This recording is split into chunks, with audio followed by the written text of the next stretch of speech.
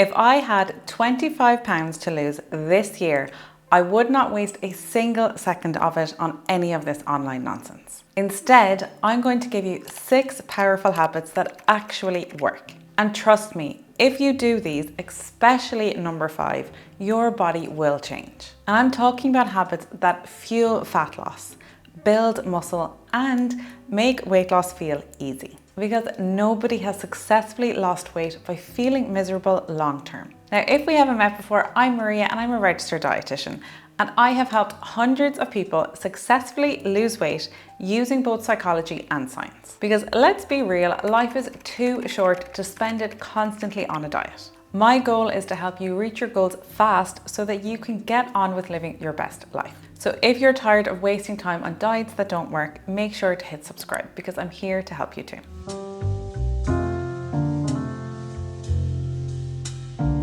Now, habit number 1 is an absolute game changer, and that is starting your day with a breakfast that has at least 20 to 30 grams of protein. This sets the metabolic tone for the day. It stabilizes your blood sugar levels, reduces food cravings, and helps you maintain your lean muscle mass. Because most people, when they are struggling to lose weight, their weakness is often afternoon or late night snacking. But the secret to overcoming this is not by looking at what you're eating in the evenings. It's going way back to a few hours earlier and looking at how you start your day. A huge mistake that I see my clients making again and again is having a really small breakfast and trying to have a really healthy lunch in an effort to save calories so they won't feel as bad if they do overindulge later on in the day. But it's actually much more beneficial to front load your day with your calories, particularly with protein to help keep your cravings under control. Now, if this is something that you're not really used to doing, for example, I had a client recently and she just really preferred having her bigger dinner. That was what she was always used to doing.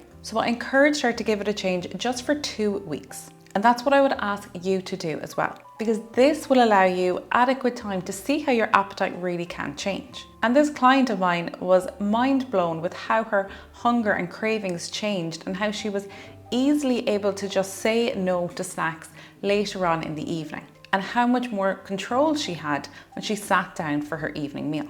I've also had clients say that after implementing this, for the first time ever, when they were offered something like biscuits or a treat mid-morning in work, they really genuinely felt like they did not want them. It wasn't in a, oh, I can't eat that because I'm trying to lose weight kind of a way. They were genuinely just so full and satisfied from their breakfast. You're also likely just going to probably have a much nicer day. You're going to have more energy, so you're not going to be hungry and you're going to be a nicer person to be around. So this is a win for everybody. Some solid options are overnight oats. This is one of my favorite. You can make them with milk or soy milk and a generous amount of Greek yogurt. You could also add protein powder if you want an even bigger protein boost, but Greek yogurt on its own is a fantastic source of protein and calcium for your bones. Cottage cheese is another very versatile one, which is lovely on things like whole grain toast. You can also add it into things like baked goods or make it into a pudding. But eggs, turkey sausages,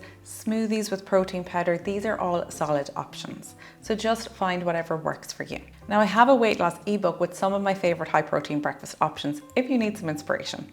And I'd also recommend following me over on Instagram, where I share lots of healthy high protein recipes. And on that note, before I move on to habit number 2, if you want one-to-one support with your weight loss journey, I have finally, after a lot of demand, opened up my clinic slots again. So you can book in with me or another member of my team. I'll leave the link below. And just in case you didn't know, dietitian fees are often reimbursable against your health insurance. So check your plan. Now, habit number 2 is your personal carb code, because carbohydrates are not the enemy, but knowing how they can work for your body is the game changer here.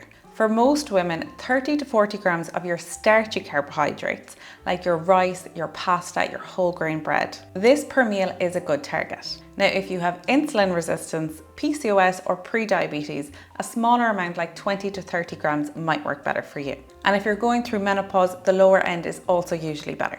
Men can generally handle a little bit more, so maybe around 40 to 50 grams per meal. And just to be clear, I'm not talking about the carbohydrates that you get from your fruit, your veg, or your dairy. These are just your starchy carbs, like your oats, your rice, your pasta, and your whole grains. But carbs give you energy, and you need energy to function day to day.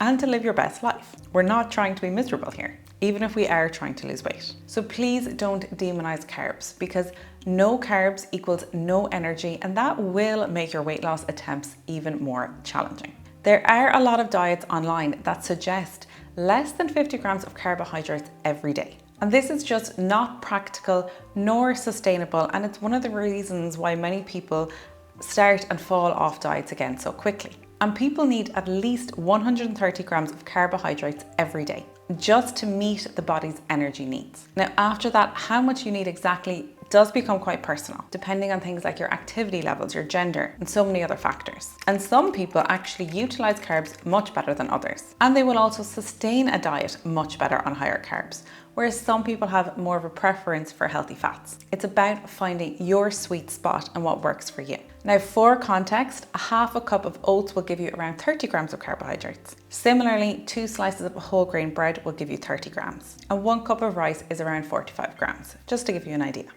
Now, this habit is simple, but it is so effective. Losing weight is not about hours of cardio, but it is about getting in more movement every day. For a lot of people, starting running, HIIT classes, or cycling, these are not as effective for weight loss as many people think. High intensity or long form cardio workouts when on a diet, yes, they might burn a lot of calories in the moment, but they can also often leave you feeling hungrier. Now, I'm not saying to never do them and that they're not good for you, but if your goal is losing weight and you're doing a lot of cardio, you will have to increase your food intake, or your body will start screaming out for more food in the form of cravings. So a much more straightforward approach, and what's often a lot more achievable for most people, is to look at your daily steps every day and increase it slightly. So if your average is 3,000 to 4,000 steps every day, try to bring that up to 7,000 or 8,000. If you already do 7 or 8, why not try to bring it up to 10? Because our NEAT, which is the calories that we burn daily doing just our daily activities, like walking around the house or up the stairs, this is a much bigger consumer of calories than the calories that you burn in a 45-minute spin session. So you will get a lot more bang for your buck by targeting this. And I do think it's a little bit easier for most people. Plus, walking has huge benefits for your mood and for your mental health as well. And this will have the knock-on effect of making you feel more energized, feel more healthy, and want to choose healthier foods. If you think about it, when you feel like crap, you want to eat like crap. If you go outside for 10 minutes of fresh air and a brisk walk, you're going to come back feeling so much more in control and like achieving your goals is a real possibility. So a short, brisk walk every single day can really help transform your weight loss goals. So it's not about burning crazy calories. It's about reducing stress hormones, improving your insulin sensitivity, and making you more metabolically flexible. It's much easier to sustain, and trust me, it really works. And for reference, around 10 minutes of walking is around 1,000 steps for most people. So even just doing 10 minutes here and there sprinkled throughout your day, it will really start to add up. Now, habit number 4 is thinking protein, fiber, and healthy fats at every single meal. It's balancing your plate. This combination naturally controls hunger. It stabilizes your blood sugar and it supports your metabolism. Think something like grilled chicken for your protein, with some avocado for your healthy fats, and then roasted veggies for fiber. Or it could be something like salmon with quinoa and sauteed greens. And this is part of my 5-step system that I use with my clients when we're losing weight. Now, if you want numbers, for most women, you're going to be aiming for 30 grams of protein at every meal and around 8 to 10 grams of fiber. Again, this is per meal. I don't really recommend that you need to count the amount of fat that you're getting because we don't want to overcomplicate it. But making sure you're hitting that protein and fiber target at each meal is a really good starting point. So we want balance at every meal. And this by no means means that every meal has to be something like a boring salad. You could even take a perfectly normal sandwich and make it into a healthy, balanced meal. All you need to do is choose whole grain bread for your fiber. Make sure you have a good protein source in there, like tuna or turkey or chicken, and bulk it out with some salad or a piece of fruit on the side. Now, this habit is lifting weights 3 to 4 times a week. Or if you're just getting started, even 1 to 2 times a week is a really good starting point. Strength training can improve your metabolism, improve insulin sensitivity, and help you burn more calories. And the best part is that unlike cardio, where you only burn calories while you're doing the exercise, lifting weights will help you burn calories all day long. And if you're a woman and you're worried that lifting weights is going to make you look bulky, trust me, it takes a really, really long time to get there. Building muscle is a lot harder than many people realize. And in fact, if you do manage to add muscle, this will still help you lose weight because muscle burns more calories than fat tissue. When people talk about having a fast or a slow metabolism, a big part of that comes down to how much muscle they have. More muscle equals a higher metabolism equals more fat loss. Plus, as you progress in your journey, strength training will make maintaining your weight loss so much easier too. And here's another perk. Strength training improves insulin sensitivity. This means your body gets better at using carbohydrates for energy instead of storing them as fat. Think of your muscles like a sponge. After a workout, they soak up sugar from your bloodstream much more efficiently. And this helps to keep your blood sugar levels steady. And over time, this reduces your risk of insulin resistance and type 2 diabetes. And as you progress on in your journey, building muscle mass will help you maintain your weight loss. And not to mention, it makes everyday tasks like carrying the groceries, climbing stairs, or playing with your kids so much easier. So don't be afraid to lift those weights. Now, habit number 6 is eating with intention. Don't be eating while you're on your phone, while you're working on your laptop, or while you're standing in front of the fridge. Research suggests that people consume 10 to 25% more calories when they are eating in front of the television compared to when they're eating without any distractions. And some studies report increases even as high as 36%, depending on the type of food and the level of distraction. And it doesn't even stop there. Eating whilst distracted has also been linked to eating more at your next meal.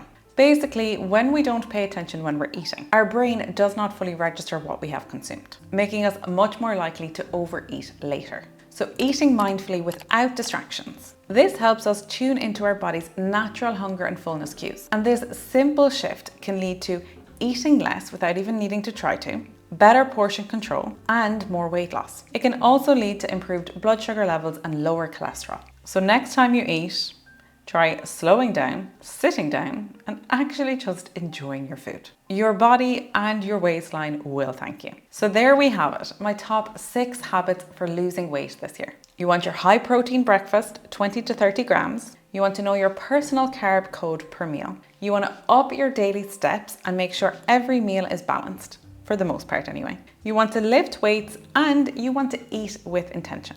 If I had to pick just 6 to start with, this would be it. But if you're curious about the 5-step weight loss system that I use with my clients that I mentioned earlier, let me know in the comments and maybe I'll do a follow-up video. If this video was helpful, don't forget to like, it really helps support my channel, subscribe, and maybe share it with a friend who would also find it useful. Also, YouTube has handpicked a video that it thinks you would enjoy to watch next. I'll leave it on the screen here for you. As always, thank you very much for watching. Stay happy and stay healthy, and I'll see you again next week. Thanks for watching.